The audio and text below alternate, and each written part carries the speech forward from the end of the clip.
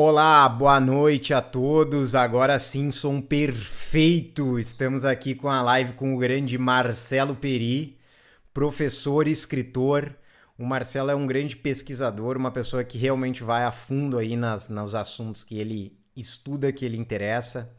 Eu tenho um outro podcast gravado com ele chamado Vipassana, que a gente falou sobre essa técnica também muito antiga, uma técnica de meditação que as pessoas fazem durante um isolamento de vários dias, normalmente 10 dias, em que se pratica silêncio, mauna e meditação ininterrupta aí durante um período muito intenso. Então o Marcelo fez esse trabalho lá e em seguida ele começou a estudar o Yoga Natha. Já trouxemos aqui o Lucas Denardi falando também um pouco sobre o Hatha Yoga, as origens do Hatha Yoga, trazendo a visão do James Mellison, que foi um dos pesquisadores que eu estudei também em Hatha Yoga, e o Marcelo estudou junto com o Radhanath, que eu também fiz curso também, e estudei junto com ele, e o Marcelo fez uma catalogação, na verdade escreveu de fato um livro sobre esse conhecimento Natha. A gente vai deixar o link do livro, quem tiver interesse em adquirir e dar uma força aí pro trabalho do Marcelo. A gente vai deixar o link aqui na descrição desse vídeo, você pode adquirir pelo link.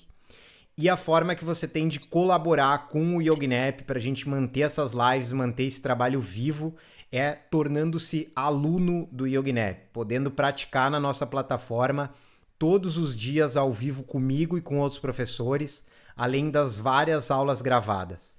Tem um link também aqui na descrição, a gente vem fazendo essas lives e a gente está dando uma condição especial nos links aqui das lives, é aqui só que a gente está divulgando isso agora.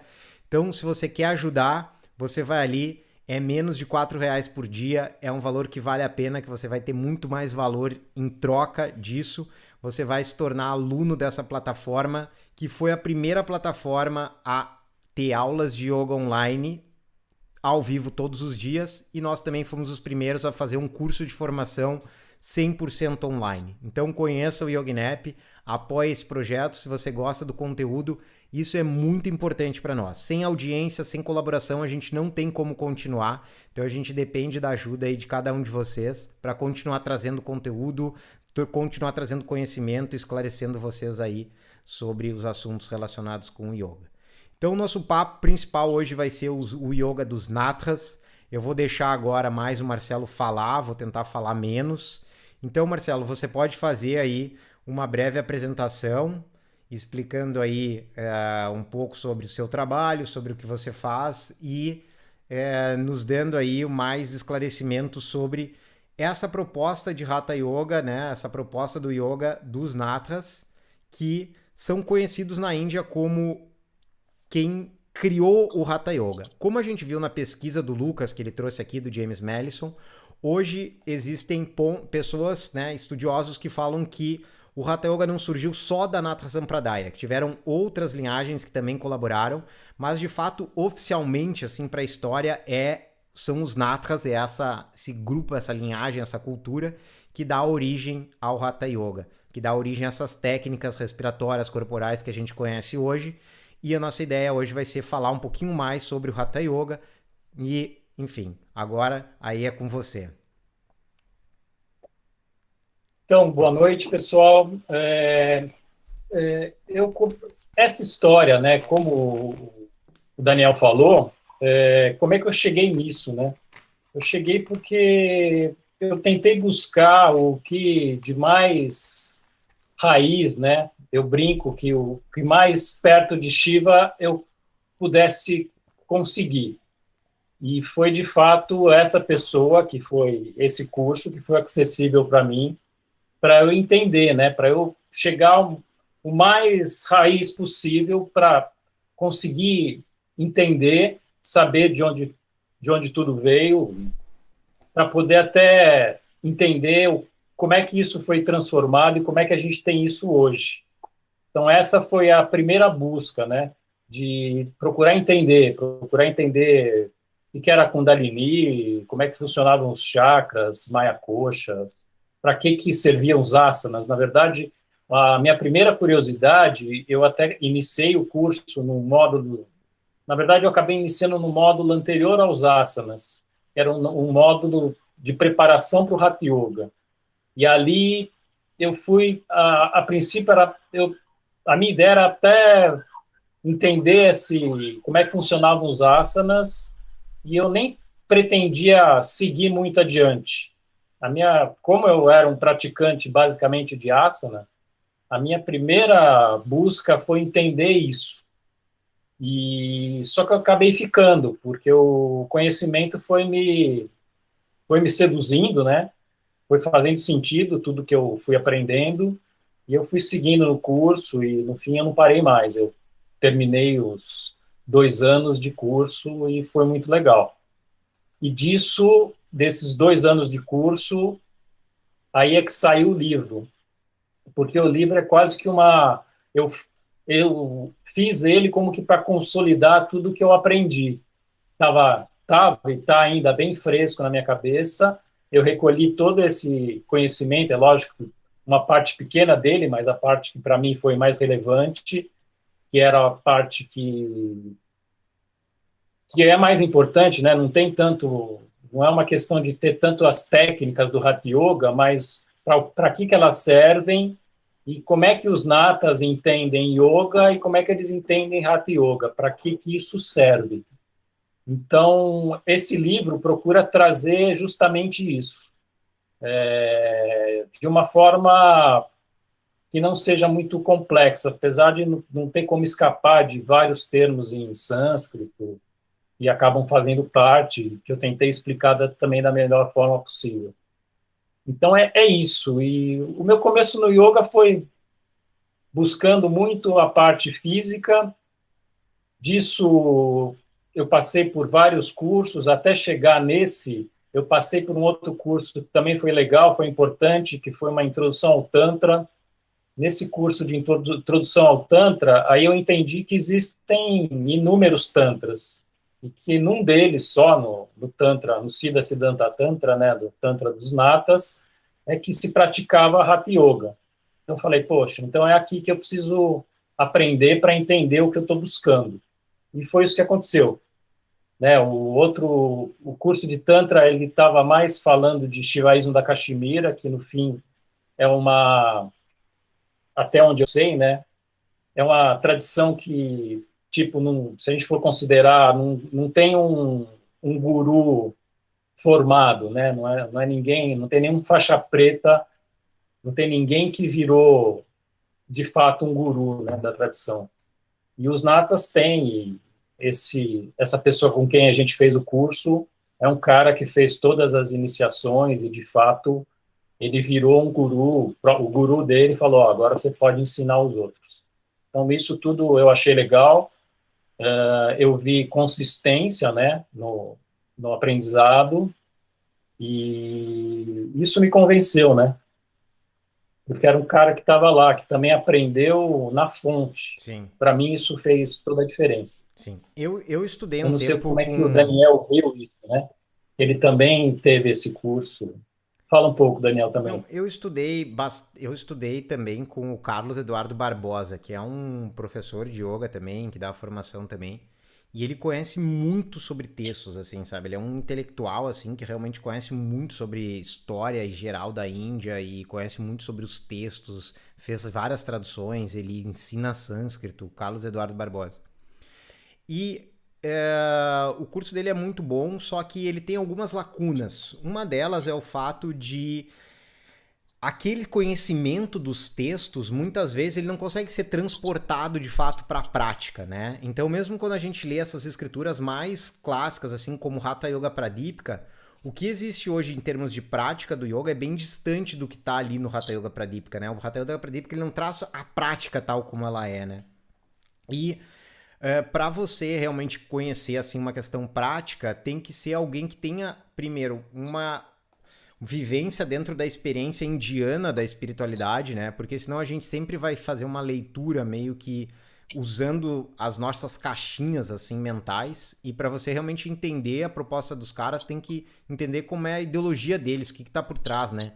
Então, ontem na live eu falei muito sobre essa questão que a filosofia hoje ela traz dentro de si muito essa coisa dos paradigmas ocidentais, assim, da influência das religiões abramânicas. Então, a gente traz muito isso, né? Enquanto que, para você entender o hinduísmo, entender o yoga, entender o tantra, você tem que olhar pela visão do hindu, ou visão do ocidental. Então, para mim, esse curso foi muito especial por conta disso, assim, por ver alguém lá de dentro, assim. Então, saber, por exemplo, o que que significa um cara na rua com a pena do pavão? Sei lá, tipo, são coisas que são importantes dentro da cultura, assim, que a gente acaba compreendendo outras coisas e depois você consegue sair e voltar a pensar com a cabeça aqui do dia a dia, mas entender, senão a gente acaba realmente tendo uma reinterpretação, assim, até superficial, botando a nossa ideologia, assim, dentro daquela visão, né? Mas a ideia foi trazer uma coisa mais pura mesmo do Hatha Yoga. Então, esse curso para mim ele foi complementar a esse do Carlos, porque ele trouxe mais essa vivência de lá e mais uma coisa de prática também. E agora a gente vem estudando bastante com outro professor também, que é o James Madison, que é um pesquisador, e ele traz o contexto histórico dele, ele meio que junta essas duas histórias, assim, sabe? Então, é bem legal também. Então, eu acho que, enfim, vamos continuar aí a conversa, explicando um pouquinho mais aí com você. O que eu até coloquei no livro, né, que para mim, eu me coloquei como um elo da corrente, né? Então, assim, eu procurei passar o mais fielmente possível o que eu recebi, sem procurando interferir o menos possível. Só no começo do livro tem um pouco de... É um livro, vamos chamar, tem uma parte minha, e no final do livro tem algumas reflexões que eu faço. Mas o miolo, né, a essência do livro, é quase que o que eu recebi eu tento passar. É lógico que eu selecionei as partes que tinham mais importância para mim. Isso já dá uma postura, né, um posicionamento no livro, mas eu procurei fazer isso, né, sem questionar muito se aquilo é científico, se aquilo faz sentido ou se aquilo não faz tanto sentido. Eu procurei entender e transmitir o que me foi passado, assim.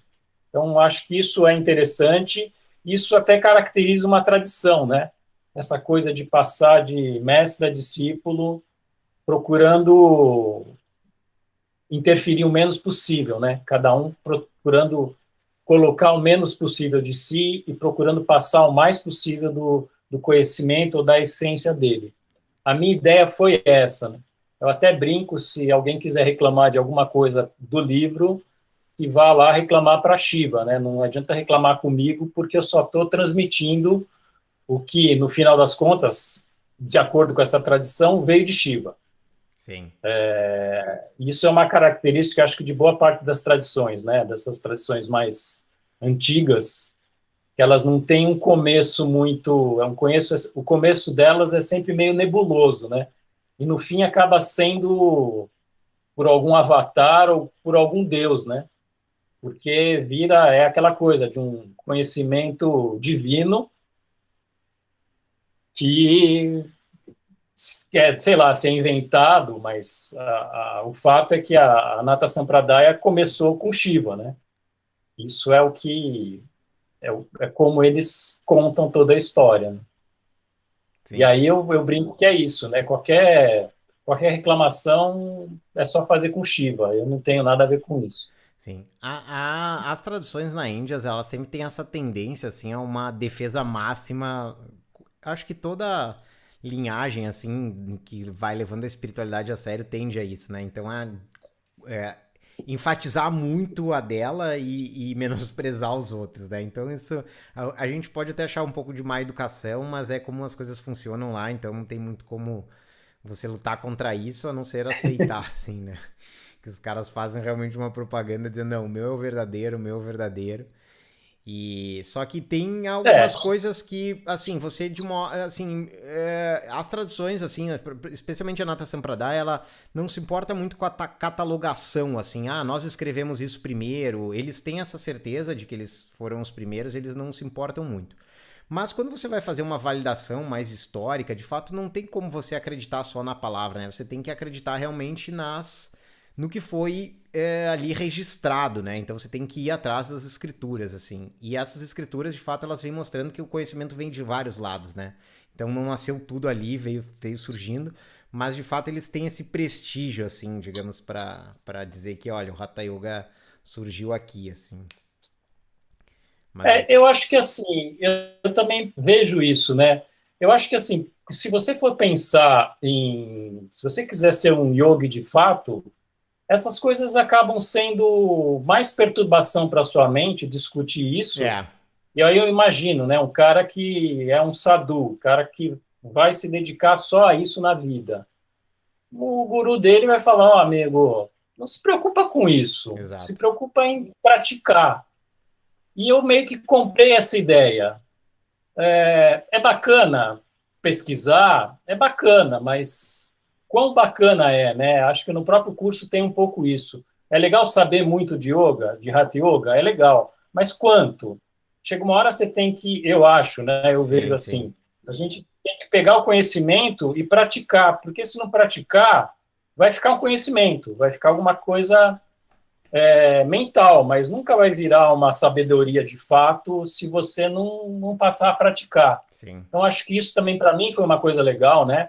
Tipo, amigo, para de querer, pratica mais, né? Sim, sim. Pratica mais esse silêncio. De fato, E eu assim, se achei isso você. bacana também. Por exemplo, você saber toda a bioquímica do pranayama, né? Não vai mudar o fato de quando você fizer o pranayama de ele produzir mais efeito ou menos, né? Ele vai continuar produzindo o mesmo efeito, né? E eventualmente você fazer todo esse estudo você podia estar praticando, que dentro da proposta do yoga tem mais validade, né? Você chegar numa vivência real do que você conhecer exatamente, olha, acontece isso nos seus alvéolos e por aí vai, né? Não, e acho que também, assim, importante a gente perceber que existe uma diferença bastante grande entre nós, né? E esses caras, esses sadhus praticantes de Hatha Yoga dentro da Nata Sampradaya. É uma outra coisa, né? Eles, para começar, eles não têm preocupações de ganhar dinheiro, não tem as preocupações do dia a dia que a gente acaba Sim. tendo. E os caras estão lá só para isso, eles vão só, em tese, né? Eles vão se dedicar basicamente a isso. E o Hatha Yoga também, da forma que é passada, até onde eu de fato entendi, é uma coisa para gente muito mais jovem, né? E também para um período da vida, né? Então, tudo é muito diferente. No fim, tudo a gente vai ter que, de alguma forma, adaptar, É, ou para nós mesmos, né, de acordo com a nossa condição financeira, de saúde, de idade, e também para quando a gente for dar aula, né? Hoje eu uso muito do que eu aprendi, mas eu tenho que fazer uma adaptação gigante, claro. porque de acordo com o estágio onde a pessoa está, né? Exatamente. É. E, Isso a então, gente é pode até tudo... comparar, assim, com relação à questão de esportes, né? Uma coisa é você fazer o esporte ali como um lazer, como uma coisa que você gosta, tal. E a outra é você se dedicar profissionalmente, assim. Então são dois mundos bem diferentes, assim, da mesma coisa. E você tem dois mundos bem diferentes. Daí entra aquelas questões. Você, como amador, você vai chegar no nível desse profissional? Não, né? Agora, em termos de benefícios que o esporte produz, talvez o cara que pratique assim mais como um exercício, ele tenha mais benefícios do que aquele cara que treina profissionalmente, assim, porque esse cara tem que chegar muitas vezes num nível ali que começa a prejudicar o corpo. Eu não acho que isso seja a questão dentro do Hatha Yoga, mas o ponto é que é, a gente consegue colher benefícios daquilo que eventualmente é praticado profissionalmente, sem precisar ter aí, digamos, uma dedicação full time. Porque se fosse o que é a proposta deles, né? Que você tem que ficar de 8, 12 às vezes horas por dia praticando, simplesmente acabaria o yoga. No Ocidente ninguém conseguiria nesse nível, assim, não conseguiria. E a pessoa ia ter que ficar também dependendo dos outros. Daí também é meio que sacanagem, né? Tipo, ah, não, eu vou ser um praticante aqui, mas eu vou viver da dependência de outras pessoas, né? Então isso aí também complica. É. Não, mas de fato é isso, né? Aquela coisa que eu gosto dessa divisão daquele livro A Ciência da Meditação, que coloca um caminho profundo esse é um caminho profundo, né? Um caminho profundo de mergulho em meditação, né? Nesse caminho do silêncio. E Sim. é para poucos, né? Não é para. Mas a outra parte que eu achei legal disso é que toda meditação, toda essa que lá a gente vai chamar de Niroda Sanskara, né? Todo Sanskara de Niroda, Sanskara de essa coisa do silêncio, isso acumula. Você não perde nunca É mais. verdade. Isso também eu achei muito bacana, porque se eu meditar 5 minutos por dia, sei lá, fizer retiro de meditação, está sempre acumulando. Outra coisa que eu penso, hoje eu tenho 50 e poucos anos, mas daqui a pouco eu vou ter 70, 75. Por que não? Quando eu tiver 75, eu posso mergulhar fundo na meditação, né? No yoga em si. Yoga é meditação, né? E, e tem chance. Eu vou acumulando um pouquinho agora, enquanto eu tenho toda uma vida a ser vivida, mas quando eu tiver mais, talvez no fim dela, talvez sobre tempo e posso mergulhar mais fundo nisso e, de fato, nessa busca de samadhi ou de moksha. Eu não descarto isso, não. Esse curso me fez ver que samadhi, depois moksha, não é uma coisa de outro mundo. É uma coisa até possível. Quando que eu vou me dedicar de fato a isso, ou se de fato eu vou conseguir isso, eu não sei, mas também me trouxe isso, ó. Samadhi não é uma coisa de outro mundo, não é só para esses, apesar desses caras, né, conseguirem isso de uma forma muito mais rápida, não é só para eles, no fim é para todo mundo também, né?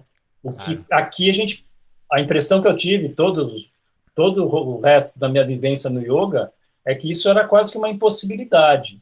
E esse curso me deu isso como, opa, pode ser que seja possível, se Sim. eu me dedicar, e não precisa ser agora, tão intensamente, né? Mas eu falo, ó, pode Sim. ser que em algum momento da minha vida eu possa fazer isso. Sim. É, o conceito E que o Marcelo está eu fiquei falando muito. é chamado de samskaras, são as impressões, né? Então é como se a nossa mente fosse um papel, uma folha de papel, e a gente vai marcando ali impressões, né? Então tem impressões que vão nos dar prazer e depois vão nos dar dor e por aí vai. E a ideia, sempre quando a gente faz uma prática de Hatha Yoga, é a gente fazer uma impressão de estabilidade, uma impressão de silêncio, uma impressão de tranquilidade, de aquietamento da mente. E você vai reforçando aquilo ali. Então é o Nirodha, né? Que Nirodha é a palavra que é usada por Patanjali para suprimir essa agitação da mente. Então o Nirodha, samskara de Nirodha. Você vai criando um samskara, uma impressão de supressão, de estabilidade. Então você marca mais uma, mais uma, mais uma, mais uma. E qual que é a consequência, qual que é o objetivo disso se você tem essa visão, né, da transcendência? Chegar numa hora que você tenha uma plena vivência ali constante desse estado. Mas para pessoas que não, né, não objetivam, sei lá, libertação total ou viver essa vivência só de consciência plena, também vai ficar essas marcações. E vai ficar essas marcações de aquietamento da mente, de foco. E tudo isso já existe validação para mostrar que realmente isso acontece. E o que o Marcelo está reforçando aqui é que isso é como andar de bicicleta, a gente não perde com o tempo, a gente só vai reforçando e a meditação é uma prática, é algo que você consegue desenvolver, que você consegue melhorar, que você vai chegar de fato cada vez mais num nível maior de aquietamento, de silêncio, mas você precisa sentar ali e repetir essa prática, você precisa refazer ela, porque ela é como uma atividade física, só que é para a mente, só que é para o cérebro, você tem que repetir aquilo ali até o seu cérebro conseguir entrar num modo de funcionamento voltado pro aquietamento, pro silêncio. Isso. Outra coisa que parece até óbvio, né, depois, e que muita gente faz confusão, eu acho que o livro tenta ajudar nisso, é a diferença entre yoga e hatha yoga, né? Porque muita gente até chega a me perguntar, né? Ah, mas os natas acreditam em Patanjali? Patanjali é a base de tudo, né? Qualquer yoga meio que passa por Patanjali, né? E eles, no fim, o Hatha Yoga são práticas para te ajudar a silenciar, né? No fim, é uma coisa muito simples. é fazer um monte de coisa para te ajudar aquele momento que você não vai fazer absolutamente nada, né? Então é engraçado isso, né? Você Os faz, Natras, faz, inclusive, faz, faz, eles para não fazer consideram nada. a. Para não fazer nada e tá bem não fazendo nada, né? Os Natras consideram o Yoga Sutra como um livro da tradição deles, né? Então eles falam, inclusive, que Patanjali era um Natra, né? E aí cada um vai puxar para um lado mesmo, mas de fato, até a visão que a gente passa no curso de formação, a forma como a gente transmite isso dentro do curso de formação, a gente consegue fazer essa coerência entre o Yoga Sutra e o Hatha Yoga. Essa coerência entre o o Yoga Sutra, por exemplo, e a Pradipika, sabe? Como sendo de fato complementares. E daí você pode distinguir realmente. Patanjali escreveu basicamente sobre meditação, né? A gente tem no curso de formação todos os sutras de Patanjali comentados com essa visão assim do Yoga Sutra voltado para meditação, mas ali ainda era incipiente, né? Então os Natras falam assim: as técnicas já existiam tal como elas foram, mas elas não tinham sido registradas. Isso é algo que eu não concordo, entendeu? Historicamente, assim, o Hatha Yoga, ele traz técnicas, assim, bem depois, né? Depois de 1000, que eles têm os primeiros registros, 1000 depois de Cristo. E Patanjali é bem mais antigo. Mas, de fato, a gente pode fazer essa divisão, assim, entre o yoga só meditativo, que é o yoga que começa incipiente, lá até dentro dos Vedas, falando só de meditação, ou só menções a meditantes, e uma prática mais estruturada, né? O Lucas chamava, ele falava os, como é que ele chamava os hardcores, assim, galera que pegava mais pra valer, assim, a prática, que daí seriam os Natha Yogins, né? Então, é isso. O Robson, Eu entendi que a Márcia tá fazendo uma pergunta aqui, Marcelo, eu queria saber a sua opinião, que ela fala assim, uma vida é pouco. Qual que é a sua opinião sobre isso? Pra então, você... a minha opinião eu não vou dar, eu vou dar o que eu aprendi de novo nesse curso. O que eu aprendi é que eles encaram que eles só têm uma vida. Por isso que é um esforço tão grande. Então, tudo eles têm para resolver só nessa vida. Se você vai atingir moksha, tem que ser agora. Por isso que eles encaram uma coisa tão pesada como é esse Hatha Yoga deles, né? Esse Hatha Yoga deles é por exemplo, só a prática de asana, que é a mais, talvez, a mais básica, né? Que é uma coisa quase que irrelevante, de certa forma, não é, mas eles, ou pelo menos esse professor, ele coloca que muita gente não precisa nem fazer asana, pode já pular para o pranayama. Aí também precisa entender, né, como é que funciona para eles, né, que são essas 4 etapas. Primeiro só asana, e depois só pranayama, depois só os mudras, e no finalzinho só os layas. O asana vem logo depois de que você faz as preparações iniciais de sukshma vyayama e purificações, né? Precisa estar com o corpo e com a mente já muito bem para começar o Hatha Yoga. Então, mas, por exemplo, só a prática de asana, você vai ficar 10 minutos em cada asana. Então, é uma coisa muito intensa. E eu acho que os mudras são extremamente intensos. É alguém que quer muito aquilo. Então, tipo, também para encarar aquilo dessa forma, é para resolver nessa vida aqui, não é para deixar para a próxima, não, porque gigante, que tem outra vida. E acho que eles não apostam nisso, não. Eles apostam tudo nessa mesma. Se é para transcender, vamos transcender agora e ponto final. Então, foi isso que eu tirei, foi isso que eu entendi também. Sim, eu sou bem dessa opinião, assim. Na verdade, eu sempre fui dessa opinião de que o reencarnacionismo era algo que eu acreditava no sentido assim, eu falava assim, cara, não é justo que uma criança nasça com problema, assim, sabe? Se as coisas que a gente cria em termos de doença são consequência dos nossos atos, não é justo que uma criança nasça com problemas, assim, porque, pô, ela não fez nada, sabe? E daí, nisso, eu dava um salto, assim, lógico, para a questão da... Travou? Ah, não. Para a questão da reencarnação. Eu falava, cara, isso só pode comprovar a reencarnação. Mas hoje eu não tenho mais essa opinião, assim, sabe? Eu acho que a natureza, ela é muito circunstancial, ela não é nem boa nem ruim. Mas acontecem fatos na vida que não tem algo determinado, né? E que isso faz esses problemas, assim, sabe? São circunstanciais, assim. Então, eu realmente não acredito mais em reencarnação. E eu acho que é isso mesmo também, sabe? Se for para buscar desenvolvimento, se for para buscar ajudar as outras pessoas, se for para buscar construir alguma coisa, é essa vida, assim. Não esperar para a próxima, porque a probabilidade é você se desiludir, né? E de certa forma é mais confortável, né, essa história de vamos melhorar um pouquinho agora e para a próxima, né? Que Exatamente, próxima? A exatamente. próxima, o que vai restar, né? Se tiver alguma próxima, cara, resolve agora. É, E é aquilo que, né, tipo, de qualquer jeito, faz análise junguiana, faz o que tenta resolver a sua vida agora, o melhor é, possível. é, Eu acho isso. é, com... Eu pessoalmente acredito mais nisso, mas assim, o que eu aprendi no curso é que também, talvez muitos deles acreditem na encarnação, mas eu sei que muitos não acreditam, talvez a maior parte. Esse professor nosso não acredita, e é tipo, taca pau, vai nessa, é É. agora. Se esforça aí e vai em frente. Tem que Cara, resolver agora. eu fiz um podcast uma vez chama Crenças que Moldam o Mundo, né? E eu peguei, pra montar esse podcast, eu peguei um estudo do Domênico De Masi, aquele cara que escreveu O Aço Criativo. É um livro que ele chama Criatividade.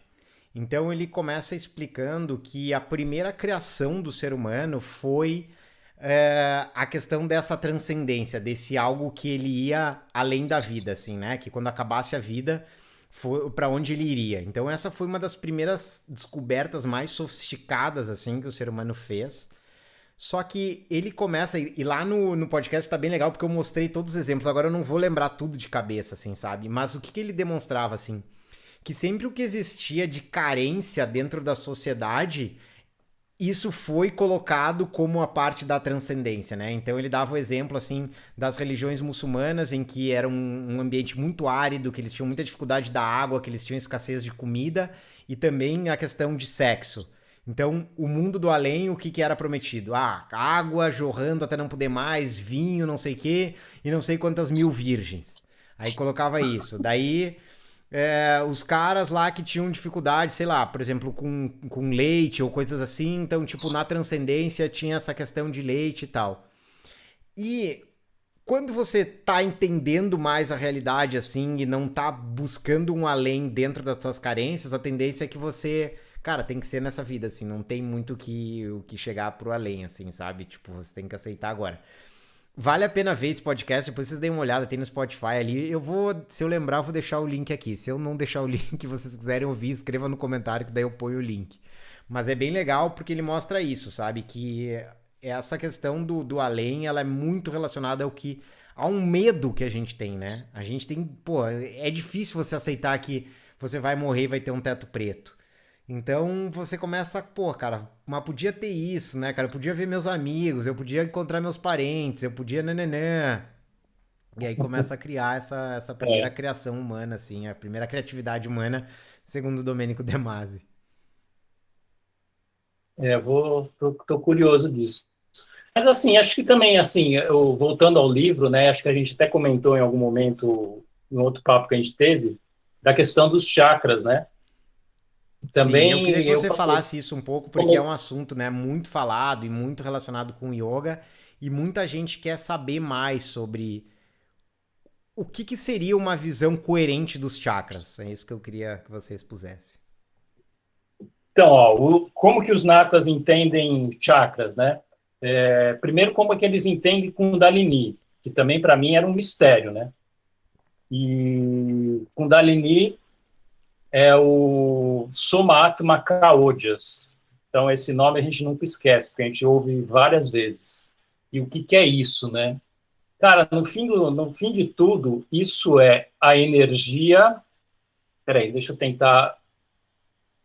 Quando a vida é gerada, espermatozoide se une ao óvulo, e depois, quando isso começa a virar todas as outras células, que acho que seriam as células tronco, existe uma energia física e existe essa energia espiritual que, na verdade, ela fica armazenada ali. Mas o que na verdade, ela é? A forma que eu acabei entendendo. Ela é tipo uma centelha divina. É uma coisa que, depois que você despertar, vai te unir de novo ao divino. Então, é ali a centelha divina. Então, é uma energia de sexual, ela só tem isso, né? Que ela é gerada na hora que o espermatozoide se une com o óvulo. Então, essa eu já achei uma explicação que foi, tá, entendi. O que tem de sexual nisso é só isso. Eu não sei se eu expliquei direito, se você tem alguma coisa para acrescentar Não, disso. é isso aí mesmo. A gente explica isso no curso também, mas a ideia é essa, a Kundalini, ela é a chama dessa primeira chispa de vida, que é a força que começa a dividir as células, né? Porque não são todas as células que têm essa capacidade de divisão e de multiplicação como as células tronco. Então é a partir das células tronco que elas vão se dividindo em 2, em 4, em 8, em 16 e vai assim, de forma geométrica, até começar a se especializar. Então quando começa a se especializar, já não é mais célula tronco, né? E já não tem mais, já não teria mais essa força da Kundalini ali tão presente. Shukra Mas, Lartav. o que eu entendi é que a coisa é o tal do silêncio tá ali, né? Aliás, eles chamam de energia do silêncio. Esse silêncio que é um silêncio divino, né? Que é a coisa que é o que está ali armazenado, né? O que está como uma semente que você vai despertar no momento que você começar a buscar essa reconexão divina. É que essa palavra divina ela é sempre meio perigosa, mas no fim é isso, né? Quando você vai procurar reconectar com a sua essência. Então esse é o despertar da Kundalini, né? Quando você desperta para essa busca de reconexão com a essência. E com essência, e como é que você vai fazer isso, né? Você vai fazer isso silenciando a sua mente. Silenciando a sua mente, zerando a mente, porque é a mente que conta, que faz você, que conta a sua história, né? Que para o yoga é o falso eu, e eles querem que você descubra, que você realize o seu verdadeiro eu, que você só vai realizar isso quando você conseguir zerar a mente, sem pensamentos e sem emoções, que também parece fazer sentido, né? Se não tem ninguém contando para você mesmo quem você é, nem nada disso, você vai chegar numa essência. Exatamente como é que é essa experiência, não dá para saber, né? Só quem teve é que vai poder dizer. E aí todo o resto do yoga está relacionado a isso, né? Inclusive os chakras, que os chakras eles vão também fazendo um paralelo com o Ocidente ou com várias outras coisas, é tipo uma jornada do herói, né? É uma jornada sua de transformação puramente sua interna para coisas cada vez mais sutis, para cada vez mais desapegado, né? Você começa desapegando dos seus medos mais básicos, né? Lá no Muladhara, e você vai cada vez sutilizando mais, até chegar lá no finalzinho que você tem que desapegar de tudo. E, de fato, quanto mais desapegado de tudo você tiver, mais silencioso você vai estar, né? Quando você já tiver desapegado, você não tiver preocupado com mãe, com pai, com filho, com nenhuma outra pessoa, é lógico que você vai ter uma capacidade de ficar em silêncio muito maior, né? Você vai ter cada vez menos preocupações. E esse Sim. trabalho, esse atravessar dos chakras, ele meio que é esse caminho, né? E é uma jornada, de fato, uma jornada de transformação interna. E isso também eu achei muito bacana. Isso também não é uma exclusividade da tradição nata, nem nada disso. Isso vai ter um monte de outras coisas, né? Essa transformação interna. No fim, é tudo uma transformação interna, né? É muito legal isso também, né? Porque é tudo você com você mesmo. Não tem ninguém que vai te ajudar. É lógico que vai ter um guru que vai te orientar, vai te vai te despertar, né? Que nem ele fala, né? Tipo, o guru é tipo um despertador. É um cara que você tá lá querendo continuar dormindo, deixa eu dormir mais um pouco, e ele vai lá e faz você despertar. Essa é a função dele, né? Sim, Mas o trabalho é seu, você é que tem que fazer se for do seu interesse, né? sim. Se você quiser continuar dormindo, continua dormindo. Então, eu vou Também não tem responder essa nenhum. pergunta aqui do Luiz, que é: na filosofia Natra, a subida da Kundalini pela Sushumna rompendo os selos ou é algo mais simbólico? Então, eu acho que uma pergunta bem válida aí. Primeiro, eu vou fazer uma observação assim que é bastante interessante, que é toda a questão mais intensa de informação, mente, corpo, né? Ela passa pela coluna vertebral. Então, a coluna é como se fosse uma extensão do cérebro se espalhando por todo o corpo. Quando a gente tem informação mais sofisticada, essa informação ela vem por dentro do nosso sistema nervoso central, né? Por dentro da nossa coluna. Então, aí já começa uma assertividade, no meu ponto de vista, dos natras e da fisiologia do yoga, de colocar esse centro como um centro de silêncio. Porque, de fato, se o seu sistema nervoso não está funcionando bem, né? Se não existe essa conexão lá da base até aqui de forma coerente, isso vai afetar tudo, né? Então a pessoa não consegue estar bem se o sistema nervoso dela realmente não tiver bem. Mas é óbvio que nessas tradições eles não estudavam ou não entendiam o sistema nervoso tal como a gente consegue conhecer hoje com toda a pesquisa mais evoluída que se tem. Então, os chakras, tá? Nessa visão, eles não são exatamente pontos que a gente consegue ver, aqui é a cor verde, aqui é a cor tal, mas eles são como se fossem obstáculos mais sofisticados que a gente vai tendo e coisas que vão impedindo esse silêncio interno, né? Então, eu gostei muito dessa analogia que o Marcelo fez sobre a questão da jornada do herói. Para quem não sabe o que é a jornada do herói, né? Um historiador das religiões, que é o Joseph Campbell, ele conseguiu identificar que todos os épicos antigos que se perpetuaram, que fizeram realmente sucesso, assim, que ficaram presentes, eles tinham uma lógica. E essa lógica ele via se replicar em todas essas histórias e ele criou essa lógica como a jornada do herói. Que basicamente o cara ele tá lá, ele é meio desacreditado, ele não tá aí na vida. Daí aparece um desafio para ele.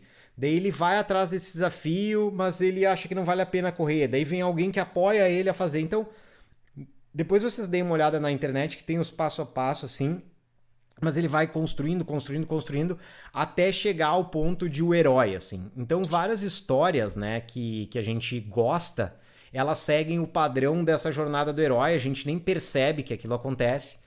E você vai repetindo aquela jornada do herói. Então, o Joseph Campbell, ele, por exemplo, ele foi o mentor, assim, ou ele foi o maior incentivador do Star Wars. O George Lucas se inspirou na jornada do herói para fazer o roteiro lá do Star Wars e usou muito daquela linha ali, e você vai estudar essa jornada do herói, ele segue isso. A mesma coisa o Matrix. O Matrix é descrito do início ao fim a jornada do herói. Então, no Ocidente, assim, a gente vê esse herói como o cara que conquistou várias habilidades, o cara que, virou fodão, né?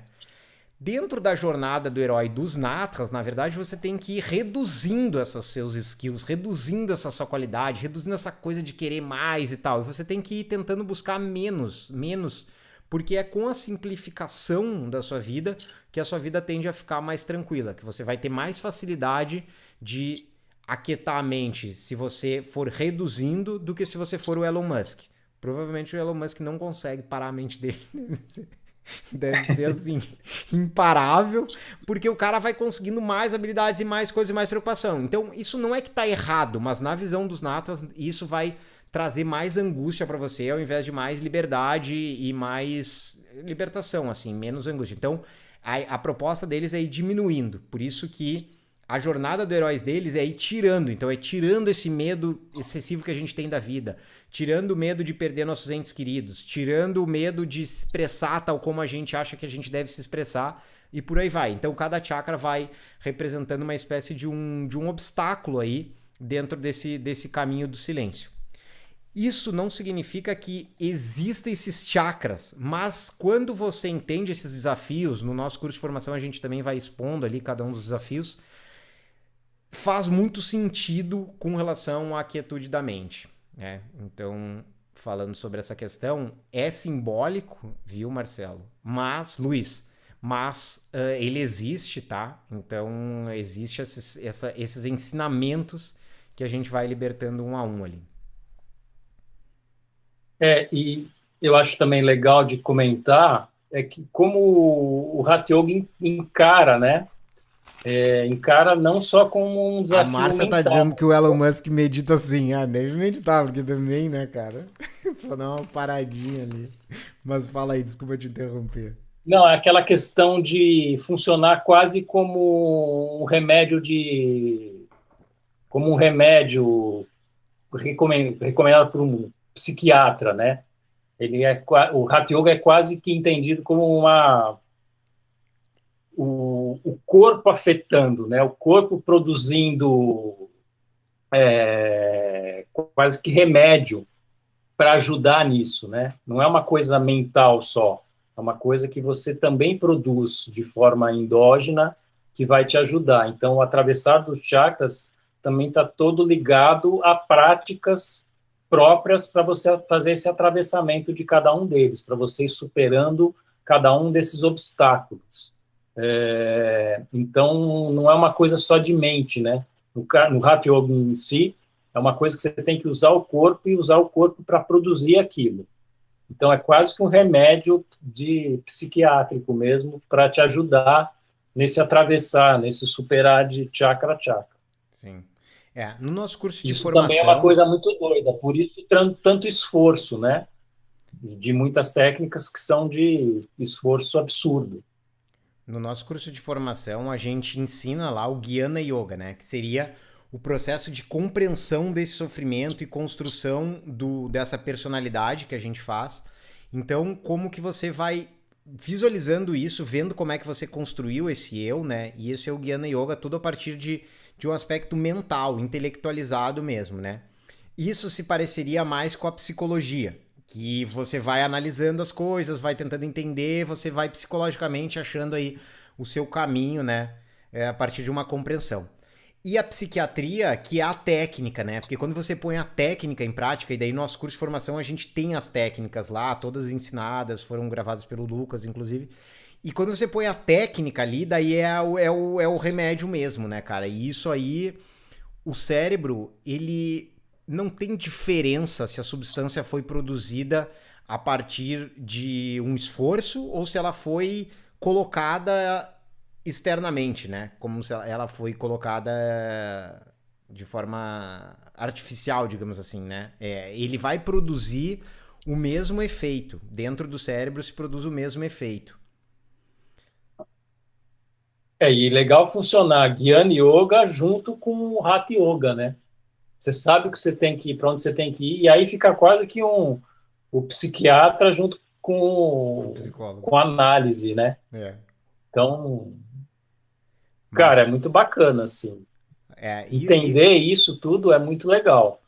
sim. Eu, pelo menos, achei ótimo. E o nosso E dá para cérebro, de entender mais um fato, monte de coisa, né? o cérebro, de fato, ele é capaz Oi? de produzir, assim, estados até realmente alucinógenos, né? A gente teve um caso agora aqui no Brasil, esse caso do mendigo ali, da menina ali, né? Que aconteceu que todo mundo tava falando, né? E no primeiro momento todo mundo começou a brincar com aquilo e tal, mas aquilo ali é um caso do cérebro funcionando mal e produzindo alucinações, porque o cérebro é capaz de produzir alucinações e quem produz isso, quando está dentro da alucinação, a pessoa não percebe, né? Então eu vou fazer uma revelação aqui. Quando eu era adolescente, os meus amigos começaram a tomar um anti-inflamatório infantil que chamava Benflogin. Não sei se vocês já ouviram falar disso. Que a criança toma tipo um Benflogin, sabe?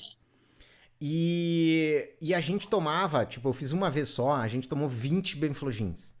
E aí você começa realmente a ter alucinação, cara. Alucinação, assim, você começa a ver coisas, você olha as luzes dos coisas, tá tudo junto, assim, as luzes, você vê uns lagartos, umas coisas assim.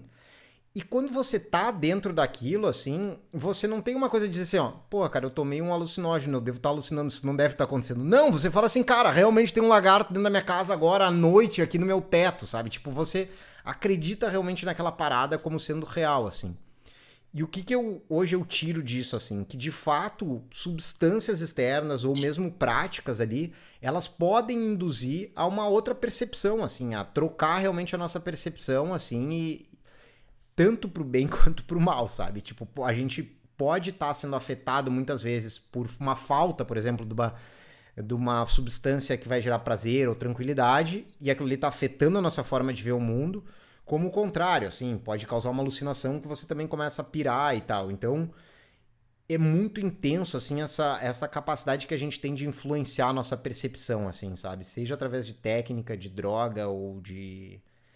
Daí a compreensão eu já acho que é mais difícil, acho que a compreensão não consegue chegar a isso, sabe? Tipo, o que vai produzir isso realmente é uma coisa mais hardcore mesmo, assim, sabe? Com prática muito intensa ou sei lá, nesse caso aí, remédio, né? Mas é legal, mas acho que assim, o que mais fica disso tudo é o tal do lance do silêncio, né? Yoga é silêncio, é silêncio, é silenciar sua mente. É isso, acho que tudo que está explicado ali, tudo é a, é a explicação da mesma coisa, né? Todas são ferramentas para te levar para esse mesmo lugar de silêncio. E o que você vai encontrar nisso, né? A sua essência. Isso eu achei bem coerente, porque tudo o que foi explicado leva a isso, né? A questão dos maiacoxas, né? Dos corpos de manifestação, tudo é a mesma coisa. Você fica no, Você vai percebendo que são formas diferentes de conduzir alguém, né? Por esses gurus da tradição, para um mesmo lugar, né? Falei, poxa, tá, entendi. Então é isso. Sim, E, e aí vai fechando, né? Todas as questões, nas questões também dos próprios dos tátuas, tanto sejam eles do Sankhya ou mesmo do Shivaísmo, também é isso, né? Tudo veio da fonte, tudo vai voltar para essa fonte. sim. Então eu achei que a coisa ficou tudo muito fechadinha ali, sem me incomodavam muito no começo, as coisas ficavam muito soltas, né? Sim. E agora ficou tudo muito mais claro. Eu até no final do livro eu chamo que yoga é uma maratona da introspecção, né? Uma maratona da introspecção, uma maratona do silêncio. É uma maratona, você vai se envolver cada vez mais naquilo, se você quiser, é evidente, né? Para quem não quer, vai ser como é uma maratona, né? Para quem gosta de correr ou começa a experimentar correr, muita gente às vezes nem gosta de correr, mas começa a correr e vai pegando um gosto e acaba fazendo maratona, outra maratona. O yoga é uma maratona do silenciar profundo, né? Sim. Isso foi também o que mais me ficou. E é uma maratona de introspecção profunda também. Mas Sim. você precisa estar muito afim disso também. Senão, Hoje a pode minha ser visão, meio. assim, a minha visão é que busca do silêncio, o processo meditativo é algo muito benéfico, assim, e de fato a gente tem que ir nessa busca sempre. O ponto só que eu vejo é que, primeiro, não é possível você cessar totalmente a instabilidade. Sempre vai ter alguma onda cerebral, ela vai acontecer, assim. Então não existe essa coisa de parar totalmente a mente, assim como não seria possível você viver o tempo todo em contemplação, assim. Eu acho que esse estado, ele produz de fato um benefício muito grande mental, um descanso total, e também da sua própria percepção, porque você se percebe, se conhece melhor na tranquilidade do que na euforia, na agitação total, você se percebe melhor, então esse processo meditativo ele seria muito benéfico. Só que não assim o tempo todo, assim, você viver isso o tempo todo, eu acho que é de certa forma inviável, mas você ter um norte ali para isso, eu acho que isso é muito favorável assim para a vida da pessoa. Ela vai viver melhor se ela souber que ela tem uma direção ali que seria mais de aquietamento do que da agitação total e buscar tentar fazer tudo e ser tudo. Eu acho que isso aí eu acho que é benéfico assim dentro da nossa existência, né? Agora, o ponto que eu, assim, que eu vejo duas visões, assim. Uma delas é, assim como os chakras, sabe? Eles são compreendidos como formas de você ter um conhecimento melhor, né? Você vai se conhecer melhor à medida que você vai vencendo esses obstáculos aqui, só que eles não existem na prática. Essa questão do silêncio total, assim, talvez eles vissem isso porque seria a forma como eles conheciam até aquele momento, mas talvez foi criado como algo assim, que é maior que você para você ir atrás e daí, na prática, você ia alcançar já um benefício, assim, indo nessa direção, mas não necessariamente chegando num estado como se fosse algo próximo a um nirvana, assim, que você praticamente tem que sair da existência para chegar lá, sabe? Então, eu acho que hoje, se os natas começassem a tirar uma coisa de tipo, a gente é tradição aqui, é isso, e foi ensinado por Shiva e tal, e começasse a realmente tentar entender esse processo do cérebro, eu não sei se eles iam colocar essa questão do silêncio como o absoluto, o fim, assim, que você vai até sair dessa existência, sabe? Mas somente como um caminho que vai fazer bem pro seu cérebro, pra sua mente, que vai fazer bem pra você como comportamento, assim. É assim que eu entendo, assim, hoje, assim. Mas eles são uma tradição, né? Toda tradição a própria característica de uma tradição é ficar repetindo a É, mesma história, né? é, Não tem essa de ninguém acha nada, né? é. Tipo, se você achar e quiser fazer diferente, pode fazer, mas fora da tradição, Aí né? você saiu da Acho que tradição, como é. muitos saíram da tradição e foram fazer coisas diferentes, né? Sim, sim, Mas eu acho que todas as tradições devem funcionar dessa forma, né? sim, Aqui você faz como a gente sempre fez. Se você quiser fazer de forma diferente, você sai fora, né? Não sim. vai dizer que você é da tradição. Mas isso eu acho uma coerência também, né? Mas eu Independente acho que isso de. amarra o conhecimento, entendeu? Esse conhecimento Sim, não mas pode se ser uma você coisa. quiser, você pode. Pode falar. Mas você pode sair, né? Sim, sim. Mas então, e porque, assim, por isso que eu prefiro, assim, eu gosto mais da questão tanto da lógica e da razão que você consegue ali mudar os fatores ou criar diferentes argumentos, assim como a ciência que está o tempo inteiro aberta para você provar que aquilo ali está errado, né? Então, sempre quando você vai apresentar alguma coisa científica, tem que existir a possibilidade de alguém provar que você está errado, sabe? E isso não acontece dentro das tradições, é o contrário. Se você chega com uma ideia nova, os caras vão falar, não, isso aí não vale nada, isso aí já nem fala, nem abre a boca. Então eu acho que isso limita, de certa forma, a compreensão, sabe? Porque o conhecimento é uma coisa dinâmica e está Não, de fato. constantemente se expandindo e se alterando e se adequando e tendo, né, modificações pelo até o acúmulo de informação, né? Não, isso é verdade, realmente. Mas é a característica, eu acho que de todas as Claro, tradições. Eu não claro, sei, eu sim, não sim, conheço sim. muitas, eu conheço um Sim. pouco mais Não, mas a dessa, gente vê até em mas artes a marciais, né? impressão Se que eu você chegar tenho. ali.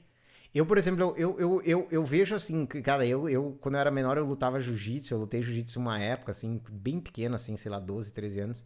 E daí eu olhava as coisas do judô e falava, cara, por que os caras não metem uns golpes de jiu-jitsu ali no meio, sabe? Tipo, eu não entendia por que os caras não faziam assim, bota uns golpes ali que você vai ganhar a luta, só que não pode, entendeu? É a tradição do esporte, é aquilo ali, são as regras e você não pode mudar. Se você quiser mudar, você vai ter que criar outra luta, né? É, mas eu respeito, assim. Cara, e também eles vão falar que é um conhecimento transcendente, né? Sim. Não é um conhecimento aqui desse mundo, é um conhecimento do outro mundo.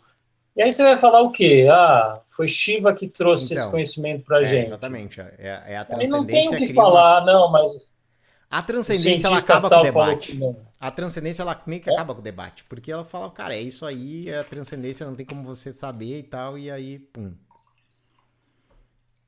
E de fato, a colocação lá é essa, né? É um conhecimento do transcendente, não é um conhecimento do mundo nosso, do Do imanente, né? imanente.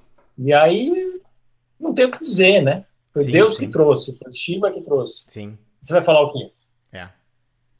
Não Sim. gostei? Então, tá bom, não gostou, vai procurar outro lugar, né?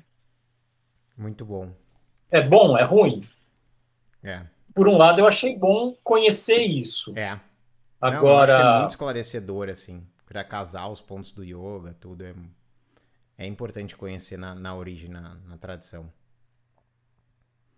não, eu achei ótimo conhecer o conhecimento. aprender da tradição, né? Que nem eu falei, o mais próximo de Shiva possível. Não sei se eu cheguei no mais próximo de Shiva possível, mas eu estou convencido que sim, vai. Sim. Entre aspas, lógico. Para mim isso é ótimo, né? Agora, exatamente como eu vou usar isso, aí já é diferente. Claro.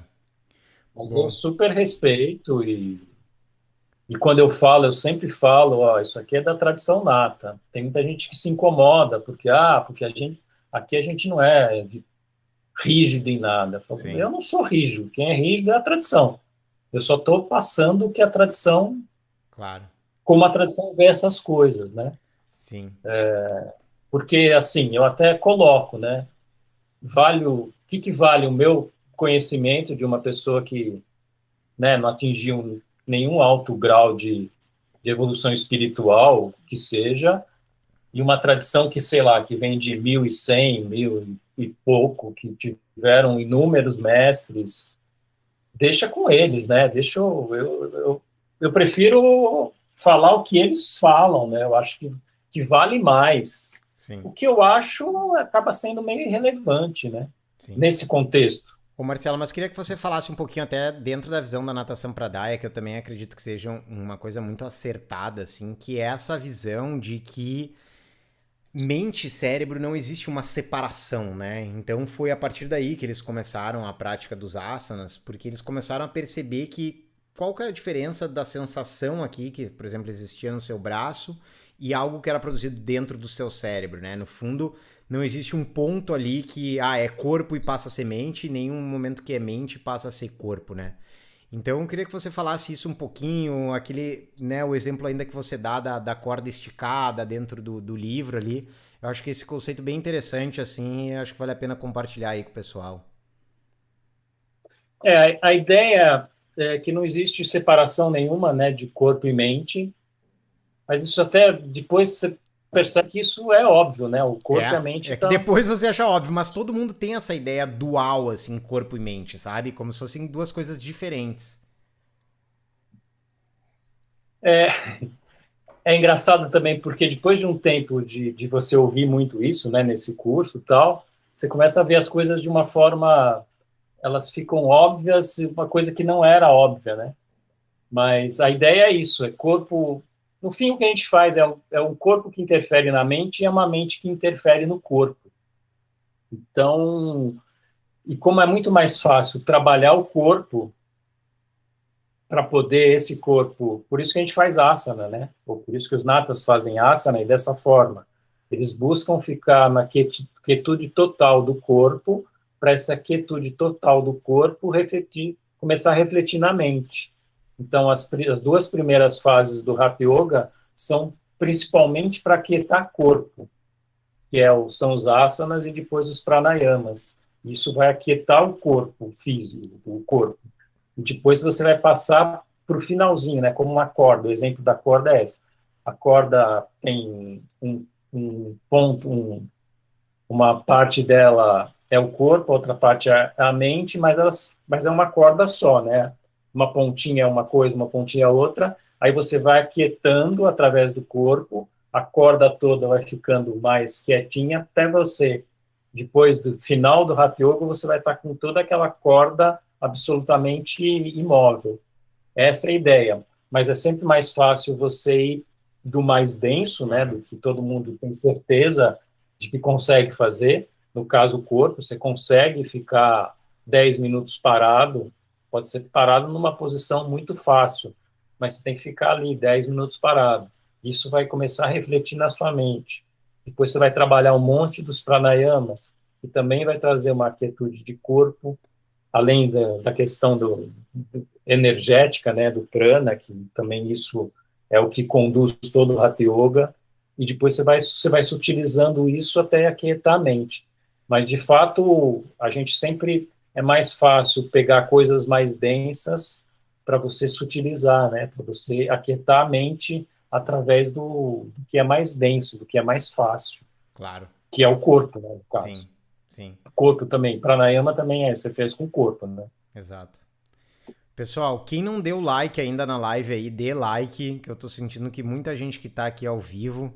Agora nós estamos com 15 pessoas nos assistindo, todas têm que ter dado like aí, tá? Então se você não deu, já dê aí, que isso aí é importante pra nós, pra gente espalhar aí essa mensagem, chegar pra mais gente e vocês poderem continuar tendo lives de alto nível aqui como essa aqui.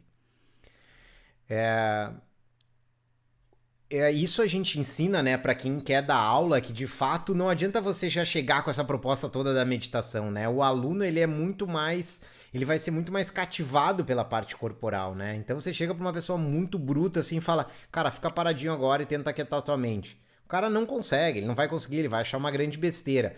Agora, faz aí uma posição da pinça, né? Faz um Paschimottanasana aí e tenta parar um pouquinho. Nisso que ele parar um minutinho, ele já vai sentir muita diferença no corpo dele. Daí ele já vai, pô, cara, isso aí funciona, tal.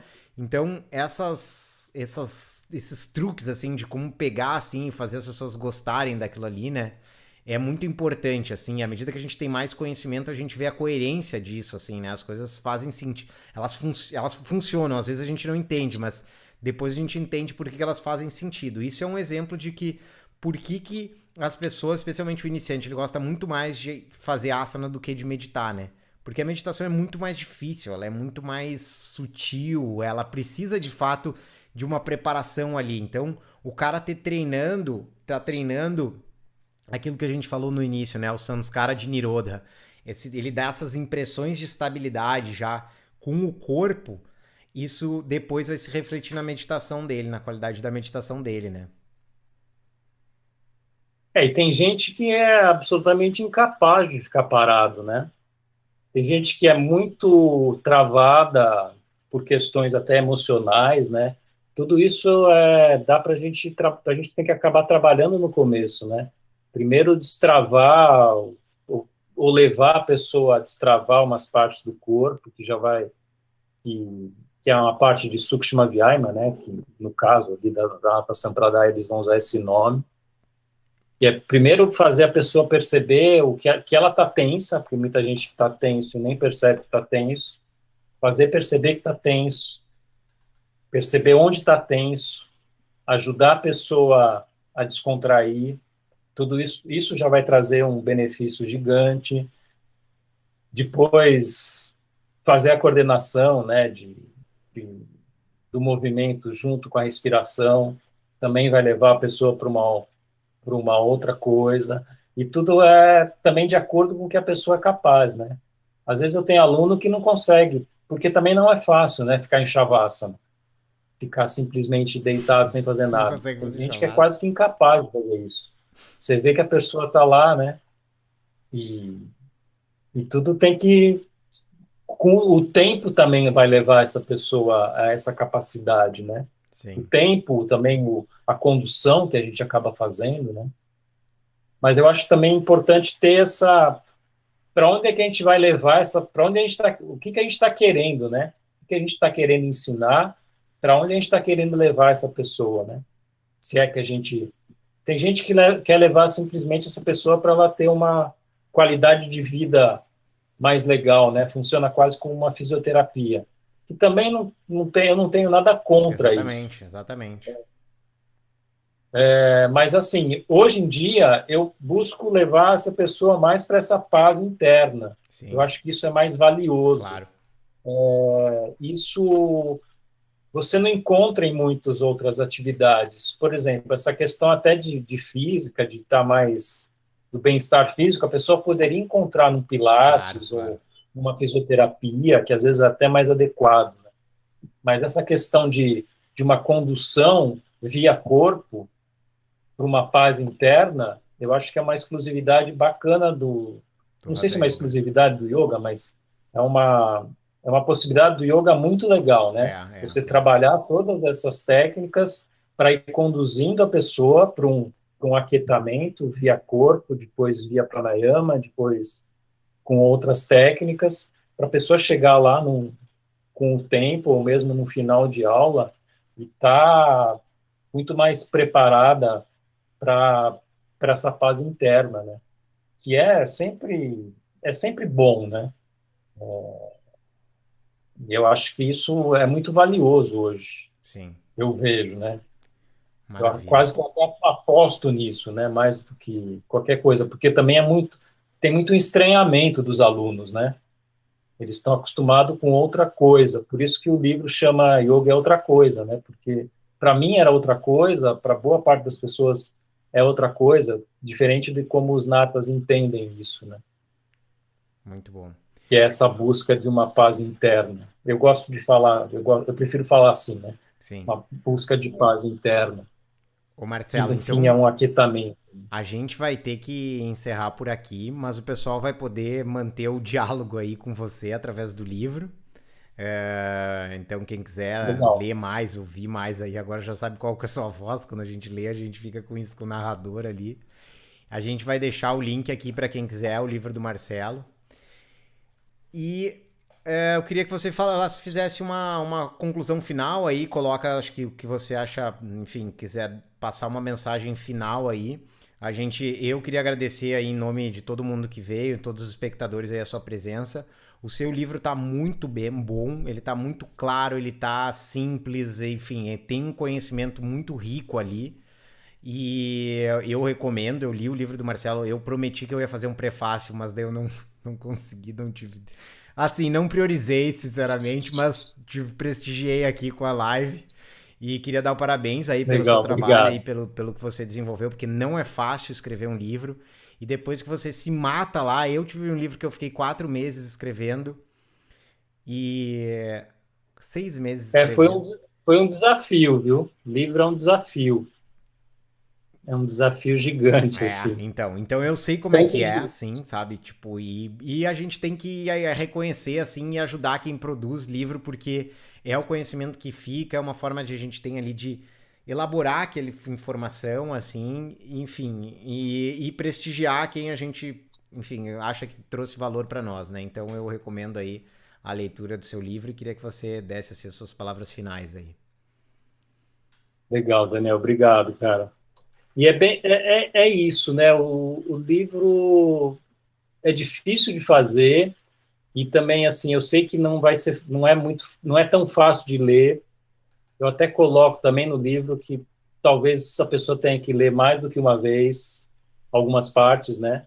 Porque isso também eu já ouvi, às vezes, muitas vezes a gente não está nem preparado para entender algumas coisas, então a gente tem que ficar lendo e relendo, depois de um tempo ler de novo para ver se aquilo começa a fazer mais sentido. E é um livro que eu acho que no fim ele fica um livro um pouco, ele tem muita coisa, tem bastante conteúdo ali, né? E eu tentei trazer de uma forma simples. Eu espero ter conseguido colaborar um pouquinho, né? Mas foi muito legal. O que eu vou, a única coisa que eu posso deixar assim, acho que é uma frase que tem no livro que eu ouvi muitas vezes, e o yogi, né? O yogi é um devoto do silêncio, de mais nada, só do silêncio, no caso da tradição nata, né? O yogi é um devoto do silêncio. Tudo que vale lá é o silenciar profundo. Eu não estou falando a minha visão de nada, estou falando a visão nata das coisas, né? Essa devoção pelo silenciar. O silêncio ali é tudo. Tudo e silêncio vocês vão ver em todas as partes do livro. É sempre silêncio, silêncio, silêncio, paz. E no fim se fala até numa uma grande presença do silêncio, né? Como se o silêncio tivesse em todo lugar. Na verdade, é quase que uma grande presença divina, que você está envolto nessa presença divina. A diferença é que o yoga propõe que você, com as técnicas, que você vá vivenciar isso. Não é só você acreditar nisso. Até a proposta é sempre tipo, não acredite, né? Pergunte que prática que eu faço, o que eu preciso fazer para chegar nisso. Isso eu também achei super valioso, assim, tipo, isso eu não sei se eu ouvi, de onde eu ouvi, mas é muito legal, né? Quando você crê em alguma coisa, é alguma coisa de fora para dentro, e quando você realiza qualquer coisa, aí é de dentro para fora, e é muito mais valioso, né? Você realizou aquilo. E quem te explica como realizar é muito mais bacana do que quem te dá alguma coisa para você acreditar, né? Ó, faz isso, faz assim, e esse é o caminho para você realizar esse silenciário, ou que seja. E os natas e o yoga traz esse caminho, né? O que, que eu preciso fazer para chegar nisso? E esse chegar, né? E o que, que você vai conseguir quando você chegar lá vai ser seu, não vai ser mais de mais ninguém, né? Vai ser a sua forma, né? Mas eu acho que é eu acho uma coisa que, tipo, vale a pena, assim. Em algum momento da vida, eu sei que eu vou buscar isso de uma forma ainda mais profunda, provavelmente. E é isso que fique Muito, silêncio. muito bom, muito Yoga é bom. silêncio. Um grande recado aí final que eu acho que vale para o yogin, que o yogin realmente é esse que busca o silêncio.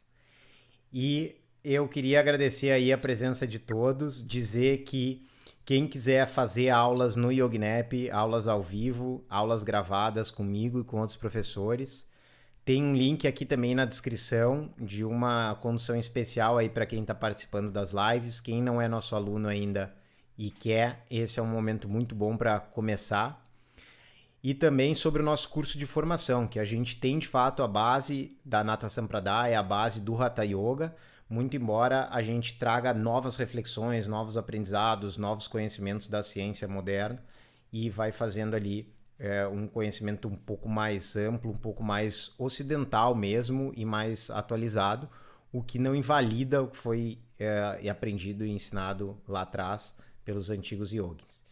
Então, muito obrigado a todos. Próxima sábado a gente ainda não tem live confirmada, mas provavelmente vai ter. Vocês vão ficar sabendo aí, acompanhem nas redes sociais. Se você não deu like ainda, dê o like. Se você puder, compartilhe, envie essa live para alguém aí que tem interesse em conhecer o Hatha Yoga em sua origem. E o link também para o livro do Marcelo a gente vai deixar na descrição, tá bom? Uma boa noite, um bom final de semana a todos e nos vemos sábado que vem. Quem for aluno tem aula na segunda-feira e eu espero você por lá. Até a próxima. Valeu, Marcelo. Obrigado aí por tudo. Valeu, boa noite, obrigado, até mais. E é isso aí. Leia um livro. Muito bom. Um grande abraço a Legal, todos e até a próxima. valeu.